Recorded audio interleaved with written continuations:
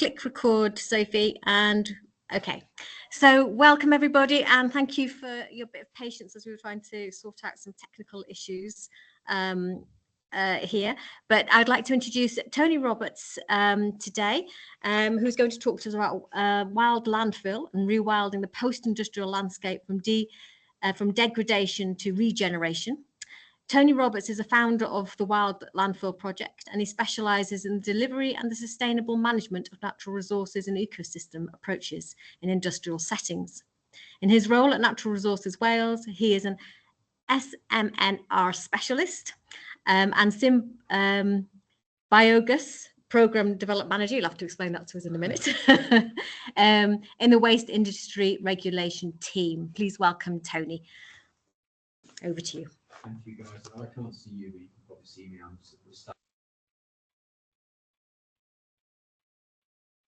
I'm so sorry, you're on mute.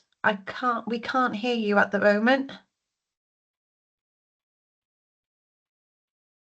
I'll just go and try and There we go. Oh. It's muted again, Karina.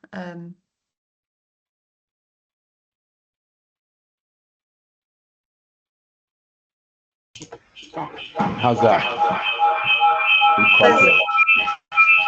There's feedback now. I don't know if you can hear that as well. I don't know about anybody else. Have you switched your mic off there, Karina? My mic's off.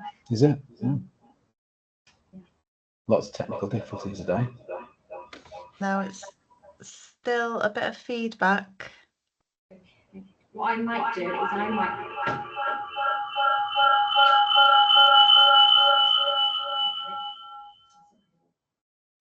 Okay, does that work now? No, it's still on. Okay, supposed to be off. I think it's okay now. I might log on in a minute then. I think we're okay, Tony. Sorry to interrupt you. It was just for the quality of the recording as well, because I know others will be very keen to catch up. No.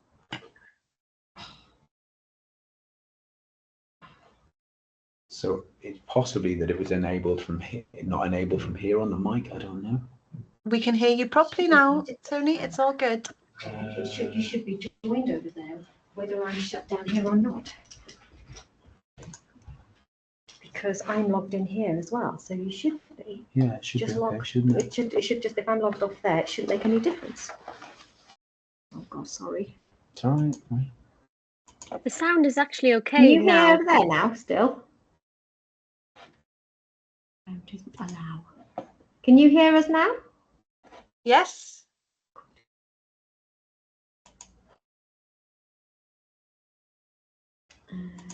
Yes. Yeah, she's got that thumbs up, so you can hear us. Yes. Can we get that presentation back up? It's just on the PowerPoint Yes. now, right? So it's just. And we can see. There. And What I might do, Tony, is I might go out. No, I might not be able to. No, carry on. I'll just. Can you guys? You're all okay now. You can see me as well, right? Okay. I'm not getting any response, but. Yes, we do. I can see the chat. Is that okay? I can see the chat, so I'm all right. Okay, brilliant. I can share it. All right. Well, thanks. If there's anything further goes wrong, I'll ask Karina just to put her hand up to me, and I'll try to go back and cover the ground again. Yeah, hello everyone, and just welcome to this talk on wild landfill. So, wild landfill is a project that combines the lack of available land for joint SMNR solutions across the UK. Because of the contested nature of most of the land across our countryside in the green belt, it's very difficult and has proved difficult to create landscapes at scale, connected landscapes for nature and carbon sequestration. So this project was meant to try to address some of those aspects. My background is as an industrial regulator. I originally studied at marine science and applied zoology at Bangor many moons ago. I joined the Environment Agency, followed by Natural Resources Wales. Subsequent to that, I've developed my work in climate change impacts from methane from landfills, landfill engineering as an area of my specialism, and landscape scale SMNR projects. So what I'll do is I'll work through these slides. We've got a little bit less time now, so I will get through them fairly handy and then leave some space for questions afterwards. So wild landfill, rewilding the post-industrial landscape. First of all, rewilding is a term that many people feel is contentious because it can mean so many different things. I think we need to be brave and say the UK, one of the most nature denuded countries in the world, needs a little bit more wildness. And one of the amazing attitudes that I have come across is that people in the UK, largely, not everybody, don't understand that the wolf is now, for example, roaming fairly free across much of Europe, and yet they don't feel that it's appropriate to have wild animals, inverted commas, that might have any danger to humans at all, sharing the environment with us. One of the LinkedIn comments I saw from a certain gentleman was that, why should I have to take a gun out with me so that I can protect myself from wild wolves who might tear me apart? My response was, in 40 years, there's not been a fatal wolf attack across Europe, and there are multiple attacks by dogs across the UK that result in injury, death of children and people, to which he had no response. And that shows you the distance that the public have from the natural world which we're part of, and that's a gap we need to close. And you'll see as part of this presentation, that's something that the holistic systems approach I took to this was intended to solve, or at least go some way to trying to find a solution. So the first slide obviously says, I don't want death by PowerPoint, so I'll paraphrase sometimes. We've got a huge legacy of industrial pollution and industrial land use and waste disposal across the UK.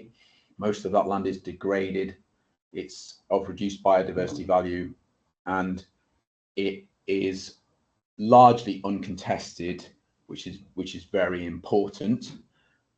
So wild landfill was a project I started about 4 years ago that involved getting finance through what's called the Welsh Government Challenge Fund and the First Minister's Modest Measures. You can look those up on the internet, they're quite interesting because they've got quite a big social element to them as well. And took 4 landfills, which I was regulating at the time, and convinced local authorities that it was a great way forward to take a systems holistic approach to redeveloping those landfills using my area of expertise in terms of methane extraction and utilization, the climate change element, the engineering element that would allow them to adapt the sites with my guidance. On top of that, there was ancillary land, grassland associated with the landfills, and we were able to incorporate all of that land into the program. Strategic aims, mission statement. One of the biggest problems with nature denuding in the UK is that we have so much fragmented habitat, and we have green deserts all over the UK with very little diversity. A critical aspect of the Insectageddon crisis that's sweeping the world, and very much in the UK and in Europe, is the lack of connected habitat. Many of these insects need this connected habitat to proliferate and to gain food. So what we tried to do with this project is join everything up and create a facsimile of what we feel, given the latest research, would be a representative ecosystem if we had megafauna and large predators controlling the megafauna in the UK, which we don't have that system anymore. So it's quite hard to do that. So the aim was to create landscape scale habitats, enhance ecosystem resilience. And obviously you might ask yourselves, ecosystem resilience, by doing those landscape scale with the right type of habitat, that's what gives ecosystem resilience, not really fiddling around the edges with small stuff. And we're still doing a lot of small stuff, not big stuff. I want to address the nature and climate emergencies in a combined way and do it on uncontested land, because most land in the UK, as I said, is contested. It's an attempt to reverse biodiversity loss, protect natural habitats, carbon sequestration, and a full suite of ecosystem services. A lot of people don't like the name ecosystem services, but it's really important if you deal with industry like I do to be able to couch these things in a form of metric that I can deliver to industrialists. Again, pursuing scale, condition, connectivity, diversity and adaptability to factors such as climate change. You can't adapt if you don't have scale, if you don't have diversity and connectivity. Create an education and outreach program. This is the social aspect to the First Minister's modest measures. Basically means contribute locally and globally to the same issue. You don't have to move mountains literally globally to make a big impact that's relevant. And you'll see that a little bit later. The impact we've had is far greater than I originally designed when I wanted to make an impact locally. Are you on slide 2? I'm on slide 2. Just in case there was a thing they can't see the. Yeah, still on slide 2, it's fine, because I can I'll whiz through some of the others. Slide 1, so they can only see slide 1. Oh, okay. Okay.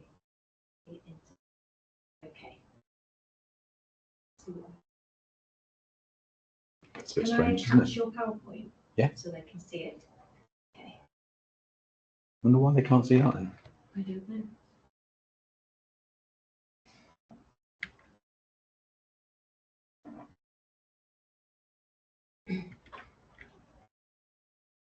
Because they could be 4. Yeah, they saw slide 1. I whiz through another slide. That's slide 3. Yeah. People struggling to see that. You still see slide 1. Okay. So I will download that and upload it.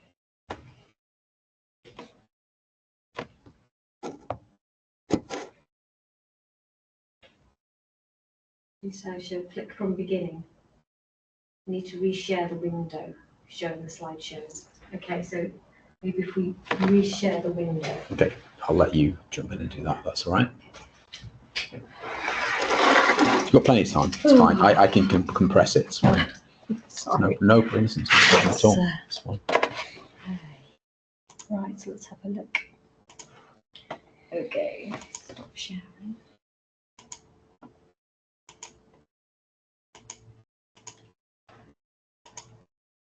Right, in beginning. So, everybody, can you see that move now? Oh, Can you hear me, Karina? Yeah. Line over there. You ask him. Can anybody hear me? Is that working now? You see, say yes. Cool. Okay, so if there are any problems, just say come back to Karina, and she's across the room and she'll give me a thumbs up or thumbs down. Yeah. So they're the mission statements, if you like, and we just talked a second ago about education, outreach, because young people, by definition, are the future. How bad can it be? Everyone in the UK is no more than a couple of miles from a landfill, whether it's an ancient one or a modern one. Sorry, the phone is playing up now. Everything's happening. The gremlins are in the house. So landfills have been repositories for our waste. Great idea to take all of our crap and chuck it in a hole in the ground forever. Even if it's engineered, modern landfills is still not a very good idea, really. So you can see some of the landfills I've dealt with. One of the ones on the right-hand side, and the one in the top triangle is a landfill fire up in the northeast, photograph was taken at night. So I've just realised there's a mistake in there. How much landfill in the UK? That's because it's northeast, not because it's south. I'll have to change it and put an H in there. So ask yourself, how many landfills are there in the UK, either historic and current? Has anyone got any idea? So you can answer Karina in the chat. I'm going to take a guess at it.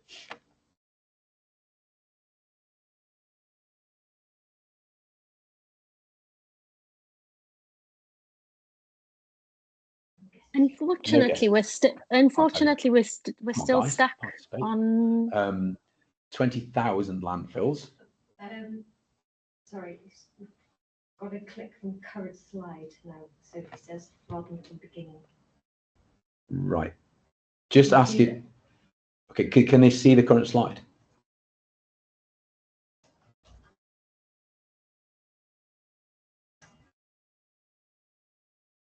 See slide 2. So it's still not moving through. Okay, well, I have shared.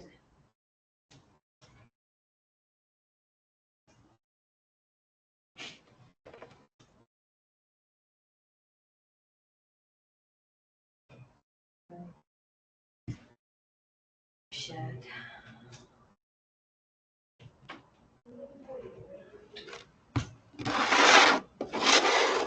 So sad.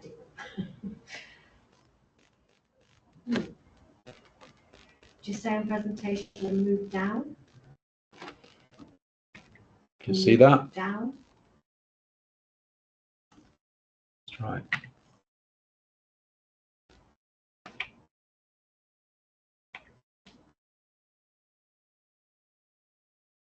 No. Still can't see it.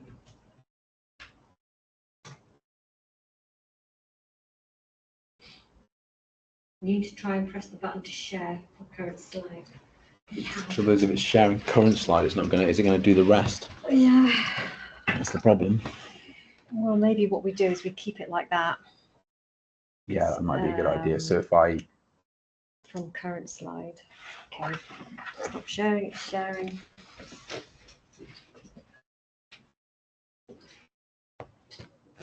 Can they all see that?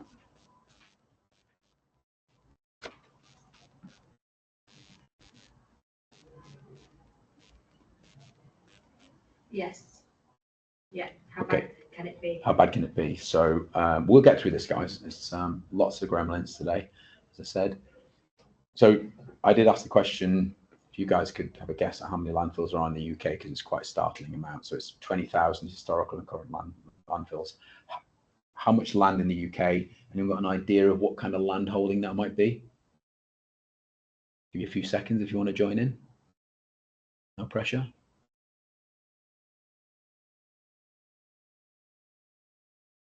Okay, I'll let you know. It's a minimum, absolute minimum of 1 million acres. That is a really substantial amount of land. It could be as much as 5 million acres. The European Union plus the UK have 500,000, the latest estimate, historic and current landfills. You can see the potential for expansion on this project. As I say, it's uncontested land, but you do have to have some specific knowledge about how gas systems work, the engineering systems work on site, before you can get safe access and do some of the things we've done.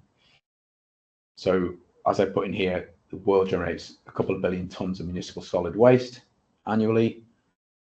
Globally, we're producing a colossal 1.3 billion tons of landfill waste annually, projected increase to 2.2 billion tons by 2025. Not everybody is in the European family or have the same standards that we have in the UK or Europe. So therefore, landfill still in places like India and China is the main way to dispose of waste. So you can see that 2.2 billion tons by 2025, we're only scratching the surface by moving away from landfill in the UK. Each one of us produces around about 400 kilos of waste a year. You know, you can ask yourself, how do we reduce our waste footprint? What can you do at home? It's really important. I'll try moving down slides. If not, we'll have to do what we just did, I think, again, Karina. Could everybody see the next slide? No. Okay. Hold on. It's ridiculous, isn't it? Yeah, we'll get through it. So I can give you plenty of exercise, lots of steps. Right. I wonder if we just go through with these afterwards. I don't know what's going on with the technology today, folks. Okay, so are you on that now? Are you on that one? That one. That Yeah. one. Okay, so I would just leave it. Can you see it like that, everybody? Yeah, and then try and go through with the arrows. Yeah, try to do see that. if that works. Okay. Can you just give a thumbs up that you can see the nature and climate solutions contested land issues slide?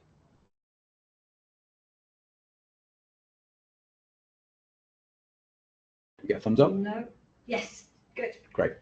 So the issues are listed issues there: scale, extent, and habitat recovery. The 30 by 30 target. I'm not sure if everybody knows what that is, but it's 30% of the land and sea protected for nature by 2030. A likely story. It's nice to have targets, but if I tell you that I'm going to be Elon Musk and go to the moon tomorrow, that's a statement. It's never going to come true. The likelihood is that it's a aspirational target, and some things are happening to move towards that, but nowhere near fast enough. So you can see much of the land that we'd like to use for this purpose is contested. You saw the agricultural protests in Wales at the Welsh Government's proposal, which was distorted and didn't really, I think, engage the farming community enough, because my view is, with my experience, everybody is a friend. We have to engage everybody because we're all part of the conversation. You can't create different demographics who want to fight each other when you've got a global problem. The 75 to 80% of UK land is agricultural.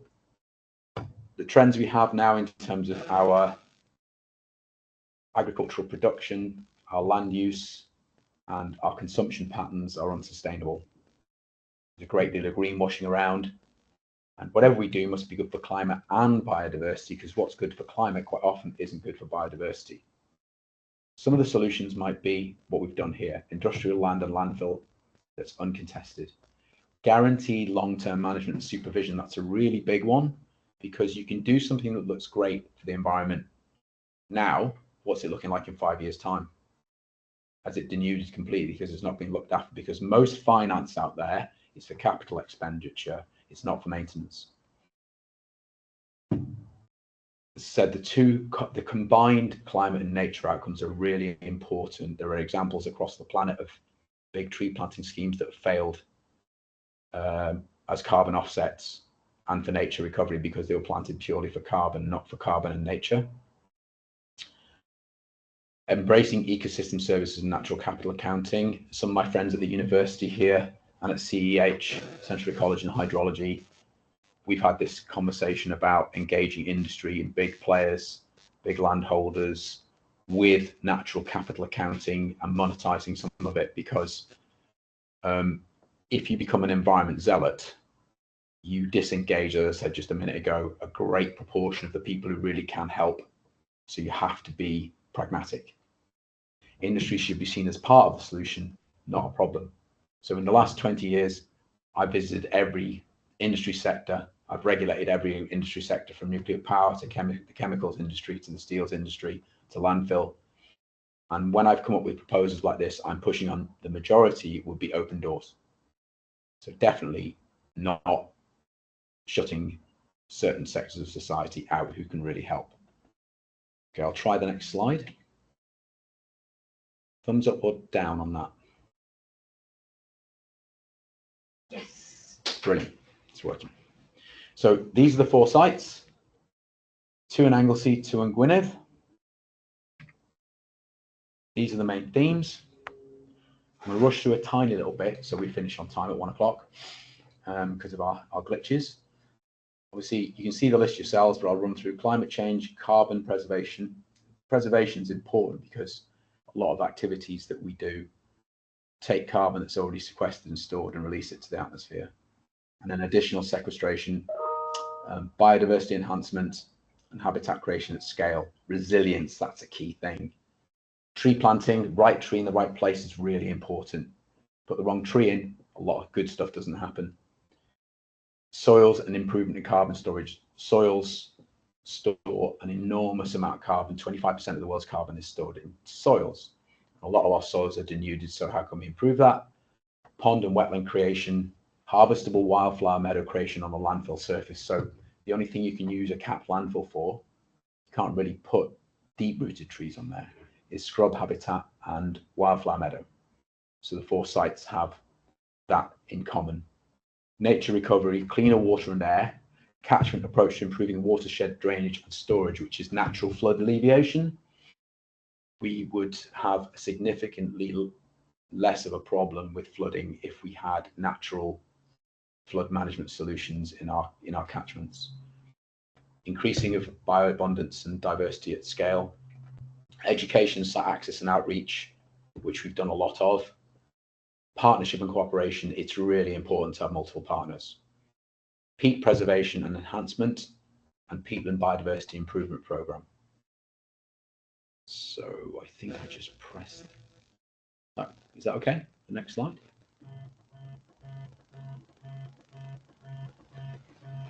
Yes. Great.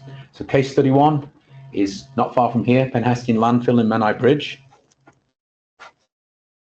It's literally, if anybody wants to recycle or get rid of some of their household waste outside of their normal bin collection, if you go across Menai Bridge and then up to 4 Crosses, the landfill is about 2 miles from there. It's been landfill since 1960. It's got 4 million tons of waste buried over 50 acres. There are 70 acres of additional land, improved farmland, and 28 acres of degraded deep peat on a fen with 138 acres in total.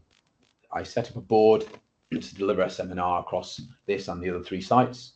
We had a circular economy grant initially awarded from Welsh Government and designed with, it wasn't just me, I had some experts in various aspects of what we were looking at to design a holistic, sustainable management of natural resources, which I'll now refer to as SNR, delivery including environment impact assessments. The right tree in the right place following the Q10 golden rules. You can look those at yourself, but they're really important. Mosaic habitat design to maximize biodiversity. That is a small sentence for a big topic. So has that got next slide? Okay.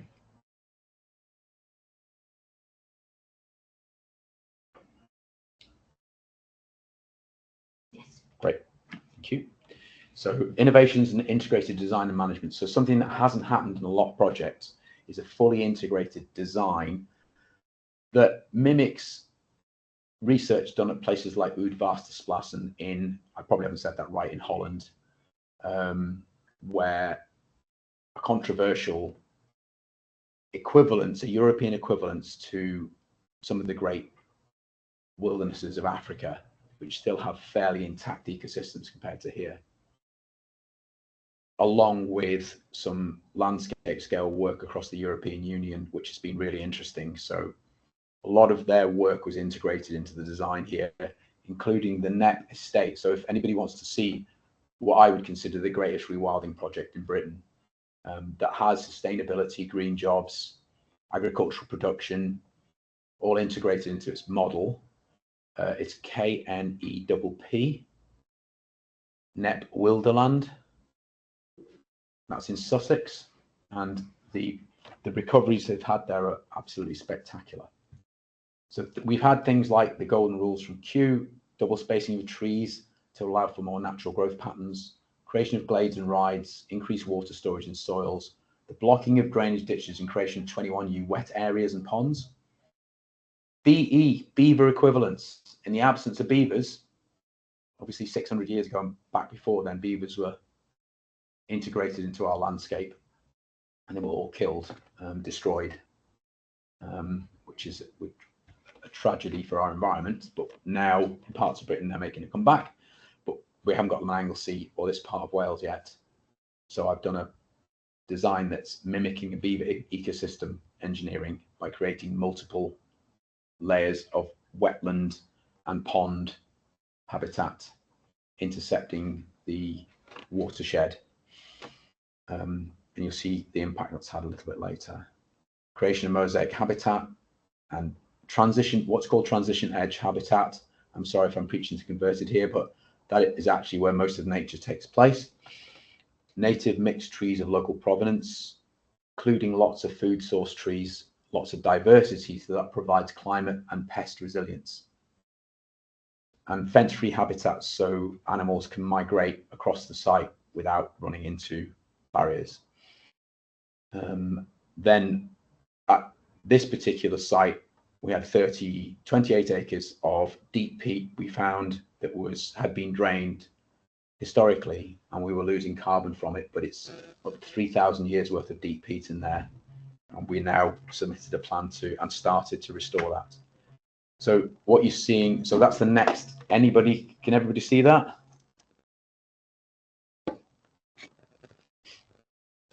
Yep. So this is an example of, that was, you can imagine, about 5 millimeters of ryegrass monocrop with sheep on it 4 years ago. So since we created, as you can see, the little ditch that goes, it links into a ditch and runs all the way down the field from the top of the watershed. There are dams all the way down that ditch, because ditches are human creations to take water off land. So we're allowing nature to do what it would do normally by blocking those ditches up and taking out the artificial site drainage. And immediately you can see within 4 years the colonization of the banks of the pond and the profusion of grasses, and you can't see it there, but wildflowers and wildlife has come back to the area in such abundance it's shocked us all. That is the a map of the area that's in Menai Bridge. You can see there outlined in red. On the right hand side, as you look at it, is the main area of the landfill and the surrounding land. On the left hand side is a farm that is owned by the local authority that we're hoping to bring in as a regenerative farming addition to what we're doing. That's another 150 acres or so to bring into what we'd call the total project approach. So when we originally planned the development of the site, you can see across here the different aspects that we looked at in terms of right tree, right place, and the different designs across the site and the tree mixes that were designed very specifically that I won't cover here now, have a multitude of niches and edge habitats, glades, rides, transition habitat, and watery habitat as part of our original design. So next slide, okay, quick thumbs up. So everybody needs a Bob. This guy's called Bob, and he's 6'4". He's a site manager, and he's gone from wanting just mowed grass to being the most driven environmentalist you've come across. He's a total convert. He loves it. And I took him out last summer and took some pictures of the trees that are only 3 years old.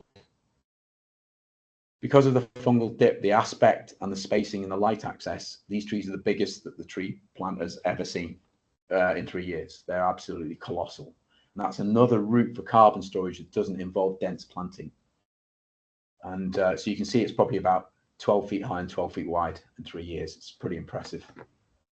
You can see the spacing of the trees with grassland habitat that can proliferate because there's plenty of light coming underneath the trees, which would have been more akin to the way things were when we had megafauna and large browsers roaming across the land. So if the next slide doesn't come up, can you let Karina know and I won't ask again? So mosaic habitat creation and profuse habitat wildflower meadow creation. You can see from those little integrated photographs the type of habitat we have now growing on the landfill and at the side of the landfill, and how diverse it is, and the stacking of habitats from watercourse to fringe habitat to shrub to trees. And again, you can see a beautiful example of an area that didn't look anything like that 4 years ago. And I have to tell you, it's very moving to walk through there in spring and summertime and be surrounded by clouds of insects, butterflies, spiders, grasshoppers, just incredible profusion that we're not getting anywhere else, or in very few places. Okay, pond and wetland creation. We've added 21 wetland and pond features to the sites, to the 4 different landfills, as I said, 2 on Anglesey, 2 in Gwynedd, which has resulted in an explosion of wildlife abundance and biodiversity. It slowed the watershed and cleaned water leaving the sites, resulting in a reduction in flooding, particularly at the Penneskin landfill. So the next heading is quite staggering. It blew us away as an example of natural resource management. Elimination of 30 years of flooding at Penneskin landfill. Every year for 30 solid years, there's been a 15 to 20 foot deep flood upstream of the landfill. The workers on site, the head of waste management was very doubtful we could stop that. The trapping of water in the catchment above Penneskin, after the first year, we noticed a big reduction in flooding. 2 years ago, 0 flooding. And this year, where we had the wettest winter since records began, 0 flooding. Everywhere else is flooded out. We were walking across the upper fields and it was like walking on sphagnum moss. It was retaining so much water. If we were able to roll that out across the country, flooding would reduce. I can't give you a figure, but it would be utterly dramatic, because we've had an utterly dramatic effect on how water moves off the land at this site in particular. So you can see for the local river, the benefits of wetlands and ponds, better water quality and less sediment, and several of the ecosystem services, biodiversity enhancement, attenuating rainfall, carbon sequestration, and education and recreation, because we're using these as sites for schools and local authorities to come in and see how it really works. So as an example of a transition using something that's very, very sterile. So can everyone see this one? Yep. So this is a slate drainage area for the landfill, which is on the left-hand side of the picture you can see. And that was essentially just slate with no other nutrient on it. And the surface water impacting on the landfill would drain into that and drain away into the sand base underneath the geology. We built these small lake stroke ponds within the drainage area, and 1 year later this happened. We didn't plant anything with this happened. Now I walked through there. The year on from that, I've just walked through there a couple of weeks ago in the last sunny weather we had, and I counted 50 dragonflies. Just hundreds of water boatmen, incredible insect diversity. It's exploded given a chance, and water is one of the secret ingredients. We've lost, I think it's 500,000 ponds in the UK in the last 100 years. Not to mention a fifth of the UK 500, 600 years ago was wetland. Now it's something like 3%. It's all been drained. Tree planting, right tree in the right place is really important. It's not just the Q principles that I've utilized, it is a group of other principles. And you can see, I'm going to rush through a little bit because we've got to finish at 1. So you can just have a look at those things. Carbon sequestration, maintaining, enhancing biodiversity, etc., etc. I'll run through the next one. We've created 100 acres of wildflower meadow across the 4 sites, and they will be seed and donor meadows for local nature recovery projects across both counties, Gwynedd and Anglesey. And then that was about 5 centimetres of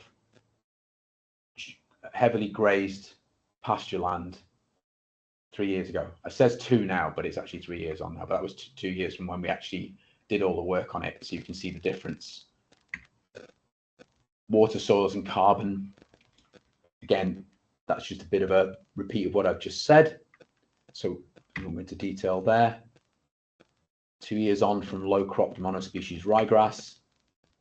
And then peat restoration. As I said, we've got 3,000 years worth of peat in the attached peat bog. We've done some drainage blocking and we're looking for quite a hefty grant now to be able to keep water in that site and make sure we protect the peat that's there and improve the biodiversity across that part of the site. That's the survey that was done across the peated area. Education websites, we've targeted 30 schools. We've been into 30 schools with an education specialist. We've done outreach sessions, and we now have a website, and the very last slide will have the details of the website on, and you can jump on that, tell you a lot more about it. We're now going to be delivering the educational resources we have on the site to all the schools in Anglesey and Gwynedd, which is a few hundred, I believe, maybe 300 schools, maybe a bit more actually. That's primary and secondary. I've spoken to the directors of education in both counties, and we've designed our learning and worksheets to fit directly in with the Welsh Government curriculum and give much more detail and punch to what these students need to know. We've covered that, quite a lot of that. So there we go, dam and cascade. That's the bottom of about 10 ponds that come from the very top of the catchment to the bottom, my beaver equivalents. We've been doing quite a lot of monitoring, and the results so far are, I can't actually reveal them because we're in the process of it, but I can tell you they're pretty staggering. They've blown we've got quite a lot of volunteers coming on the site now who are ex academics at the university and in CEH, and the results are blowing them away. It's just really phenomenal, wonderful to witness. Conservation grazing is really important to replace megafauna, and that's one of the Highland cattle we've had on one of the site that come in.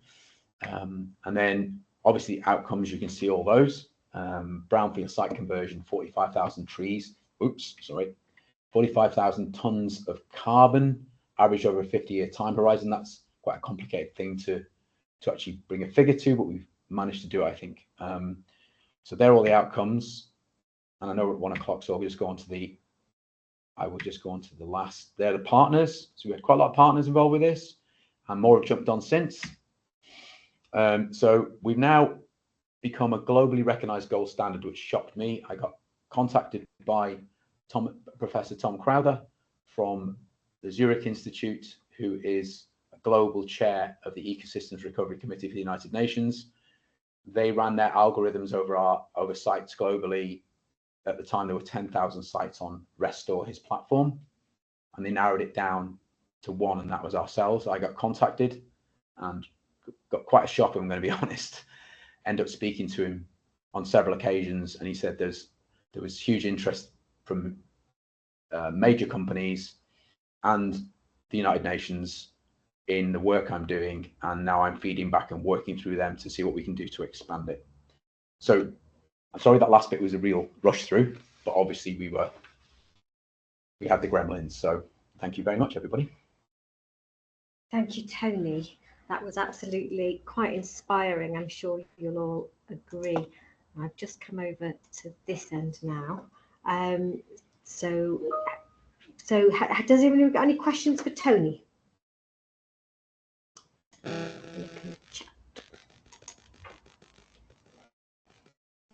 Incredible. Thank you. It's very, very positive, isn't it? So many where to start, so Sophie. It gives you hope, doesn't it? I've come back. I don't know about the rest of you, but I would come back to quite a sort of depressing load of meetings this last couple of weeks. It's quite overwhelming when you're dealing with these kind of issues and other related big sort of global issues. So this is, I don't know, it's given me a bit of that hope back that I think we need in order to keep sort of striving forward to make sort of a better world. So does anybody have any questions? And I'm so sorry about the technical issues, but we had room issues and then we had technical issues. So it's all been going on, but thanks Tony for dealing with it so no professionally. So anybody else got any questions? Hi Manon. I just wanted to say thank you. That was really... You were muted, I think, Manon. Oh. Or maybe it's because of... No. We're still having technical. I'll try and turn mine on. Or can you put it in the chat? Oh, because hang on. So many issues today. Sophie says, I'd like to learn more about the post-industrial landscape. Yeah, so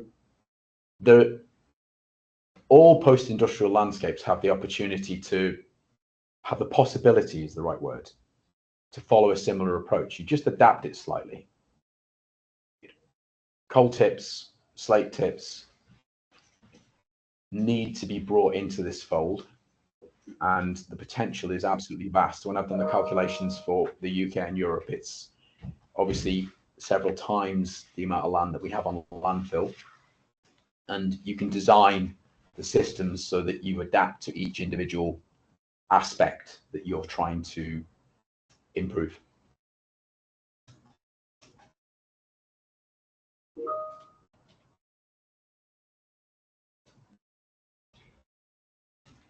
Oh, it's a shame. Shame we can't hear you as well, man. Thank you so much for that. Oh, can't hear me again today. Let me just see if... No idea why you can't hear me.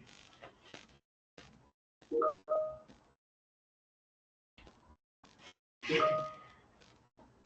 we have your email? Can you? Yeah, absolutely. So it's anthony.roberts at Natural Resources Wales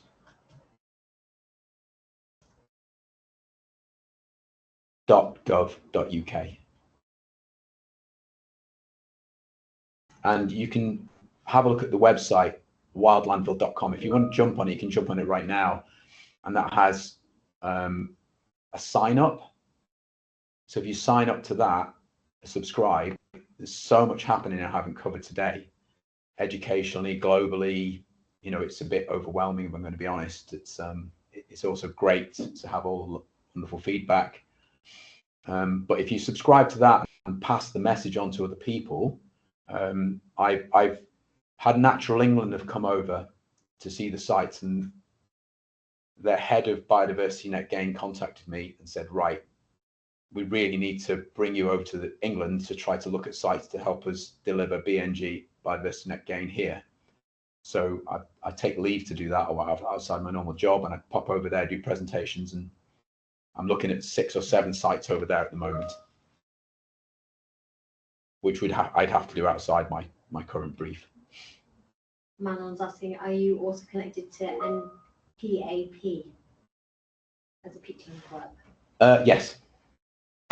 Yes, the big problem with the Peatland Action Plan is that, so Pete Jones, who works for NRW, he's the guy who runs that for us, and he's kind of overwhelmed, and we have a lot of staff cuts and stuff at the moment.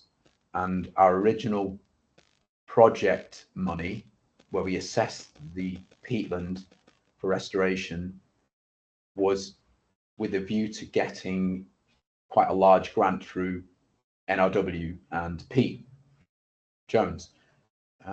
But subsequently, I've just not had any contact. I just can't get hold of anyone. And I don't see that the money's been made available again. That's the big problem. So there's more than one way to skin a cat. And one thing we've constantly done here is adapt. When one door closes, I said to everybody, the whole team, right, get your chin up. We've got that. Let's find another way to do it. Because you find actually to try to do the right thing is really hard. There's a great Aussie phrase. It's called standing on the hose. And loads of people stand on the hose. But it's quite inspiring what you've what you've achieved here. Kind of, it has visual and uplifting side consequences, because you can see. Because I've only seen one, hardly any wasps. Yep. Hardly any bees. Yep. Hardly any noise, and only one dragonfly this year. Yep. And one red admiral butterfly yesterday. And you So know, that's a we great live in a rural observation. place, and the fact that Yeah. you've got all this coming as soon as there's a bit of wetland and things like this is really. I mean, that's a great observation, and I think jumping on that observation and what Sophie said there, I would be happy to come back and do it in person, more detailed block session, with a proper interactive session where we could cover all these, because there's so much that I couldn't share with you in such a limited time with our gremlins today. Well, maybe people, if you're interested, we could do another hybrid session, but actually have perhaps even a bigger workshop thing, and kind of sort of have a look, or even have an away day organised and go and have a look at some of these places. I don't know if that's possible, but yeah, it might be. People might like that. Yep. So absolutely, if great. Manon's going to the Peatland conference next week. So Manon, okay, so that's good to hear how that. Well, let me know how it goes, Manon, because you know, it's one of the biggest things is resourcing.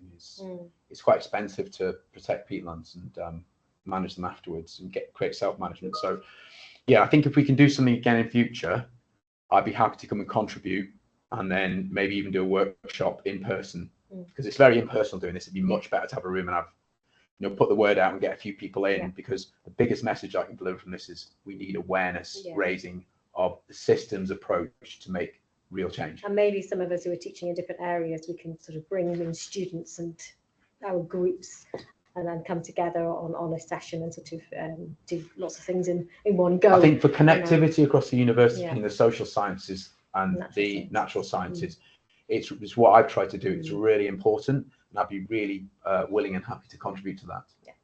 Brilliant. Okay, so we'll do. So it's 1:10. Unfortunately, I have to run to another meeting. Yeah, I've got to go as well. In a while.